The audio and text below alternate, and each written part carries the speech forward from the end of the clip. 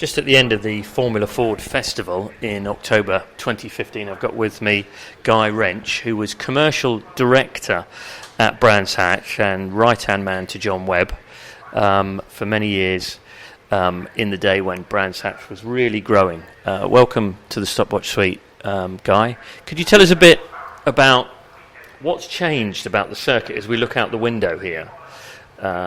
What things strike you as being significantly different from the time you were here? Well, I'm very impressed, I have to say, with what I can see. When I was at Brands Hatch, we were owned by British American Tobacco, and British American Tobacco owned Eagle Star, and Eagle Star owned Grovewood Securities. And as a result of that, all our investment had to be from profit. We weren't allowed to borrow money. And the Fulston era and the Jonathan Palmer era have obviously upgraded Brands Hatch very significantly. It really is smart. And it might not have a Grand Prix anymore, but boy, it really looks good. I'm very impressed. So where do you think they've got the money with which to do all these upgrades and improvements? Well, Nikki Fulston was famous because she said, I never spend my money on anything. I always borrow other people's money.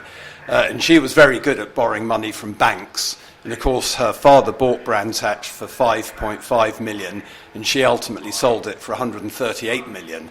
So she was a clever girl, and all the development work she did was through bank loans. I suspect it would be the same with Jonathan. I've known Jonathan for 30 years or so and used to race against him in Formula Ford. And my experience of racing drivers is they don't spend their own money on anything. They always spend other people's money. That is very true indeed.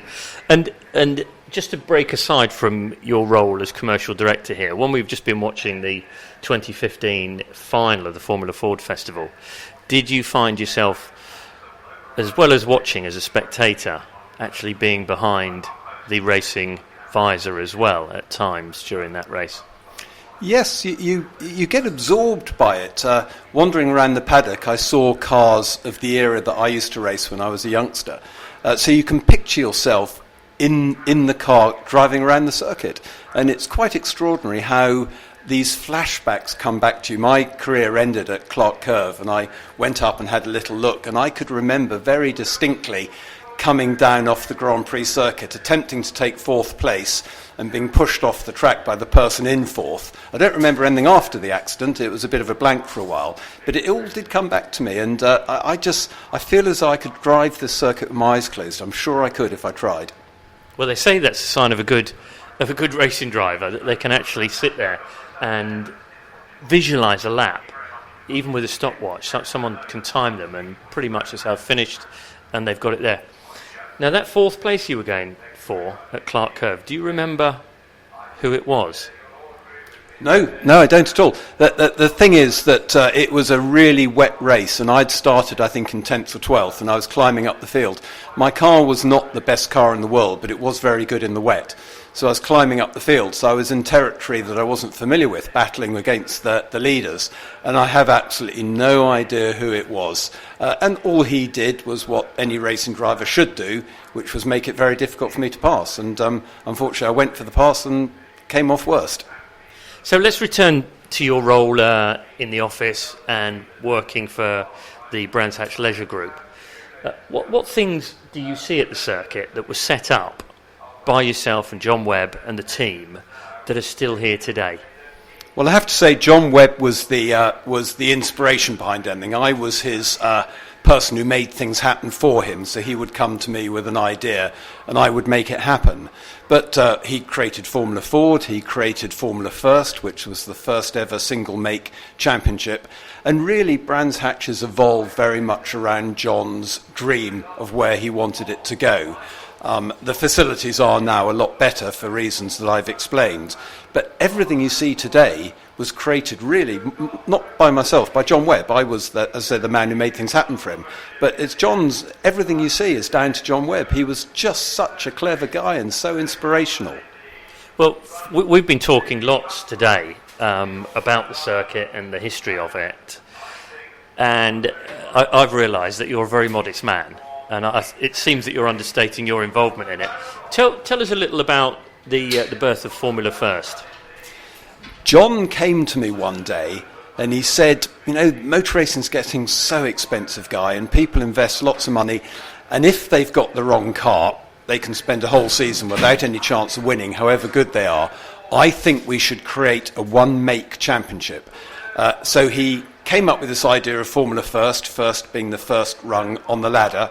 And he went to Ralph Furman of Van Diemen and said, can you build me a car within a certain price bracket? And can it be technically simple so that people don't need to employ people to maintain the cars for them?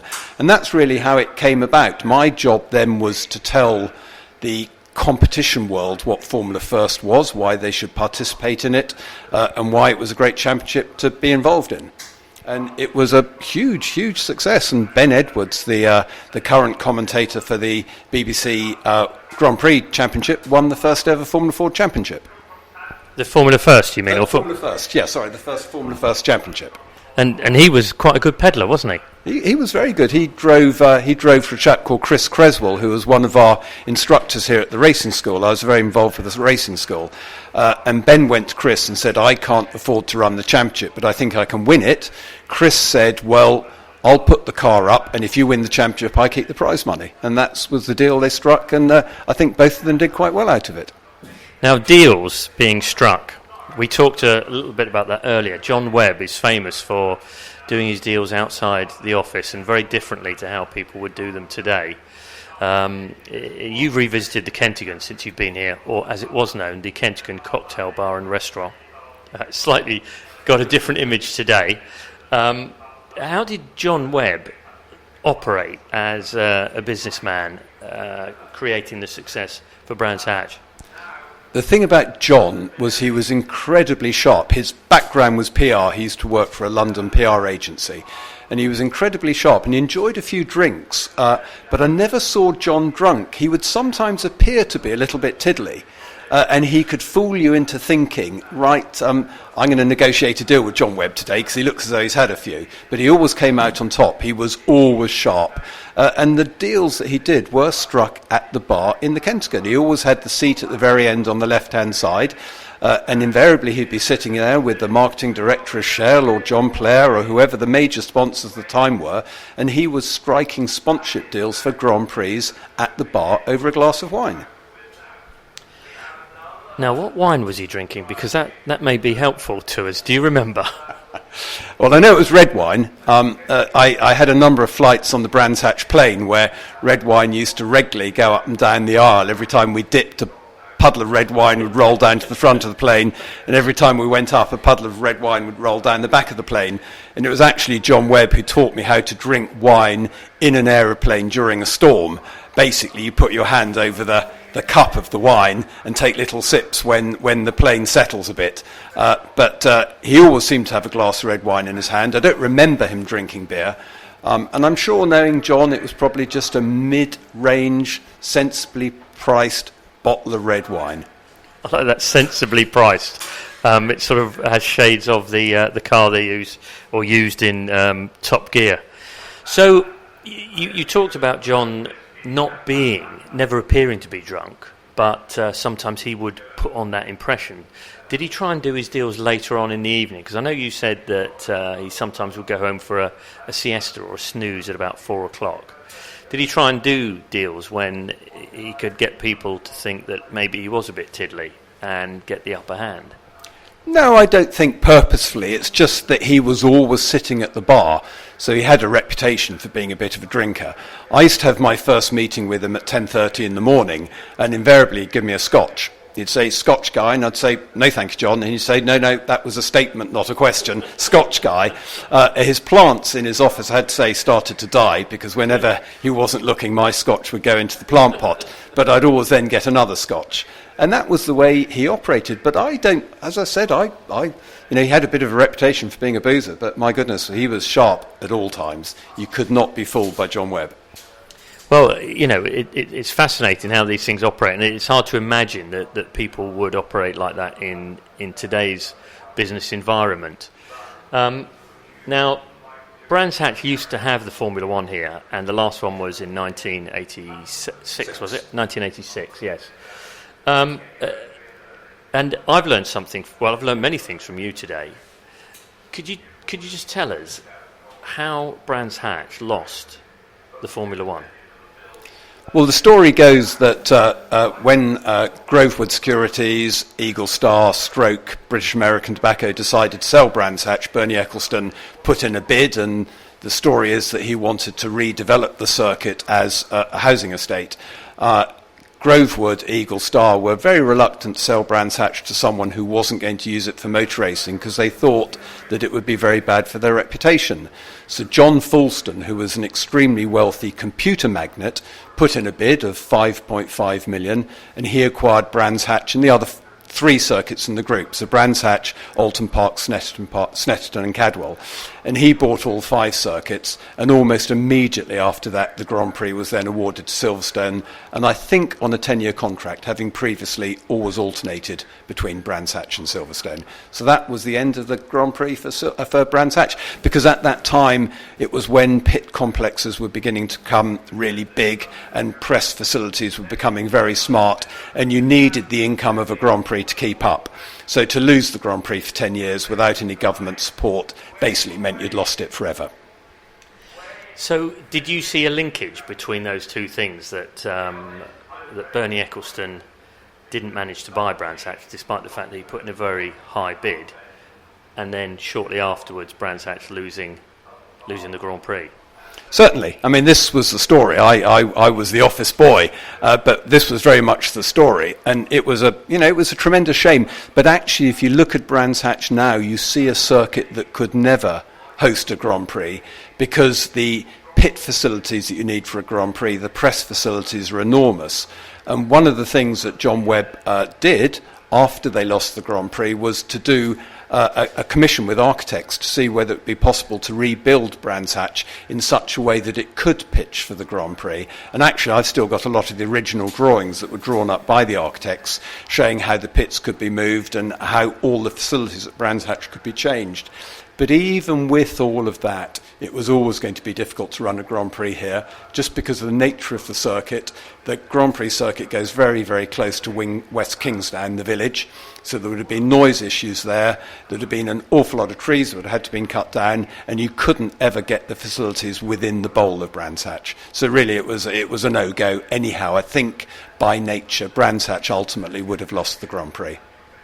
Yes, certainly, and I know that when Nicola Fulston was operating, she put in a proposal and actually got the rights to Formula One, and it never came here. Do you think there was really ever an intention for that, or was it so that she could sell the circuit with the rights to F1? I think very much the latter. There was no way you could have run a Formula One race, a Grand Prix Formula One race at Brands Hatch. And Nikki Fulston was a very, very smart operator, and she bought the rights to the British Grand Prix. So when she eventually sold Brands Hatch to Octagon, she sold it with the rights to the Grand Prix. But Chris Lowe, who owned Octagon, never even came down to Brands Hatch to look at what he was buying for his 138 million or whatever it was. And is so often the case in motor racing. Someone invested a vast amount of money without being quite sure what they were buying. There never was going to be a Grand Prix at Brands Hatch. It was never going to happen. Guy, it sounded like you said that the man who spent millions on Brands Hatch didn't come here to look at it. Is that right? Yeah, it's quite true. And there were so many people, a lot of my colleagues, I wasn't particularly in the know. There are other of my colleagues who are on the board of directors at Brands Hatch in the 80s who could have told them that the Grand Prix would never ever come back to Brands Hatch. But Octagon had a plan to buy circuits and then create their own motor racing championship at their own circuits. So the idea was they were going to buy circuits around the world and create motor racing championships at circuits they owned. So they were going to become, in some ways, a little bit like Bernie Ecclestone. They were going to own the circuits, they were going to own the rights at the circuits, and they were going to run their own championships. It was always part of a bigger plan that would never happen, because no one's as clever as Bernie Ecclestone. Well, yeah, lots of people do think that, and I think there are other words apart from clever that we could attach to Bernie Ecclestone that almost nobody is as good at as he is. Now, when the Formula One left Brands Hatch, commercially, how important was that to the circuit, and how did you adjust in the years afterwards? Well, the interesting thing is, one of my challenges when I joined Brands Hatch, one of my briefs from John Webb, was that we had to get to the stage where we earned more money from non-motor racing events than from motor racing events. Non-motor racing events would include things like midweek, corporate circuit days where companies would come down and drive race cars. And we did actually achieve that the second year after Brands Hatch lost the Grand Prix. So we actually earned more money from corporate hospitality, from the racing schools, and from other activities than we did from motor racing. But of course, as everyone on the inside of motor racing knows, it's actually very difficult to earn money just from motor racing. You do need other activities to make it cost effective. So really, necessity there was the mother of invention. Now, at Brands Hatch today, there are so many things you can do, and I constantly hear that this circuit is the busiest circuit in Europe in terms of the number of days there's activities on it in a year. And one of the things they do here is the Young Drive, which I had thought was an innovation from Motorsport Vision and Jonathan Palmer, but I understand it wasn't. No, it actually, the original inspiration from Young Drive was again John Webb, and it was Ben Edwards, the commentator for BBC's brother, who was a driving instructor. And we were all sitting around one day, and Ben Edwards' brother, and I'm afraid I can't remember his name, said, wouldn't it be great to teach young people to drive here, because there's so many roads that they can drive on midweek that aren't used. John turned round to me, as he often did, and said, Guy, I like that idea, make it happen. So we created a program called EarlyDrive, which was targeted principally at youngsters aged 15, 16, 17, coming up to their driving age so that they could learn to drive before they went on the road, so that when they first drove a car on the road, they were completely familiar with a car, and they were just learning roadcraft on the road. And it was a huge success. It wasn't, again, a huge money earner, and I think the Fulstons knocked it on the head because it wasn't a money earner. But what it did do, and again, it's part of John Webb's vision, was it introduced people to Brands Hatch. And if you look at the average spectator at Brands Hatch, there are not many youngsters. So you need a facility to bring young people into the circuit when they're young, to get them into cars, get them into racing, etc. And you have to have that game, because if you only depend on old boys like me, one day there'll be none of us left. So you have to have something aimed at the youngsters to get them interested in Brands Hatch. I don't like you referring to yourself as an old boy, because that starts to make me feel old. We're quite young, really, Guy. Now, Kent County Council put a lot of money, I understand, into that early drive and set up a road network in what is the outer paddock now, and even traffic lights. What happened to the traffic lights? Who has got those? Do you know, I don't know, because they came and they worked here for about 3 weeks, and they completely converted the lower paddock area into roadways. So we had junctions, we had traffic lights, we had pelican crossings, so drivers could learn the difference between a pelican crossing and traffic lights. They could learn virtually everything they needed to learn about road junctions in the lower paddock of Brands Hatch, and it was brilliant. And it was always busy. It was fantastic. I don't know where anything went, because I disappeared off the scene for about 15 years after I left here. And when I came back, it had all gone. And I wandered down today just to see if there was any signs of anything. But of course, the paddock's completely covered in trucks now, so I couldn't see any indication of what we used to do there. No, I think it's all painted over now with, the lines are painted for the roads to get the traffic through the paddock, so there's nothing like that there now. So, as the moon has just risen out there and we're getting an evening sky and the pits are emptying, as you look over Brands Hatch, I'm sure you're going to be modest in this question, so I'm going to word it slightly differently. I think that you should feel a great sense of pride in what this circuit has here today, which you have had a significant impact on when you worked here. It's teamwork. I know that's a kind of classic answer in motorsport, but I had a team of 48 people working for me in all the various departments that I was responsible for. And all we did was work harder and harder to make it better and better. My only regret, really, is that in all the time that I was at Brands Hatch, we never really had big budgets to do anything. And Brands Hatch did evolve as a series of porter cabins and the like. Indeed, our original offices were the porter cabins from the Crystal Palace building site. And that's what Brands Hatch was in the old days. It was porter cabins and enthusiasts. And I look at Brands Hatch now and I think it's fantastic. But everything I see started all those years ago, back in the 60s, before I came around. I love the place, and I feel as though I have a little, very small piece of it in my heart that will always be there. Brands Hatch is a third home for me, really. Good. Well, we've met for the first time today, and I'm hoping that you'll do some return visits as our guest, and that we'll see you in the racing season next year, perhaps on one of the historic events. But before we do go, I know your daughter sat behind you, Scarlett, and I'm just going to throw a question over to Scarlett. Is your father always this modest? He is, yeah. To be honest, I've learnt a lot of things about how much of an impact he had here today that I don't think I even knew before. Because even though he talks about Brands Hatch a lot, I don't think he really talks quite so much about the amount of impact that he had while he was here. But it's been really nice. It's been really nice to hear all of that. So, is there a sense of pride that you look around here and think, "Wow, my dad's been involved in this and had an impact at a racing circuit"? Yeah, I feel very proud. Yeah, it's been a really nice day. Right, thank you very much for talking to us, Guy, and we hope to see you next year. My pleasure. I'm looking forward to coming back. Thank you.